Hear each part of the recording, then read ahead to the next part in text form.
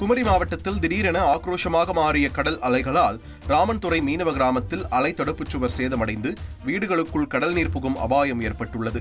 இதனை தடுக்க மாவட்ட நிர்வாகம் உடனடியாக பாதிக்கப்பட்ட அலை தடுப்புச் சுவரை சீரமைத்து நிரந்தர தீர்வை ஏற்படுத்தும் விதமாக கடல் நடுவே தூண்டில் வளைவு அமைத்து தர நடவடிக்கை எடுக்க வேண்டும் என்று மீனவர்கள் கோரிக்கை விடுத்துள்ளனர்.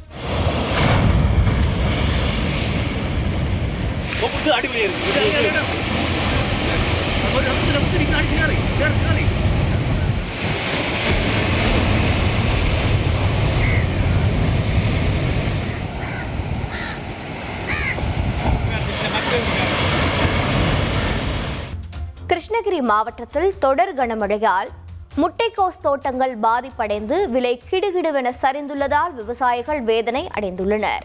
2 மாதங்களாக ஒரு மூட்டை முட்டைக்கோஸ் 1500 ரூபாய்க்கு விற்பனையானது. இந்நிலையில் வேப்பனப்பள்ளி மற்றும் கிருஷ்ணகிரி சுற்றுவட்டார பகுதிகளில் கடந்த 1 வாரமாக கனமழை பெய்து வருகிறது. இதனால் ஒரு மூட்டை முட்டைக்கோஸ் 400 ரூபாய்க்கு மட்டுமே விற்பனையாவதால் விவசாயிகள் கவலை அடைந்துள்ளனர். செய்திகளை உடனுக்குடன் தெரிந்து கொள்ள உடனே சப்ஸ்கிரைப் பண்ணுங்க.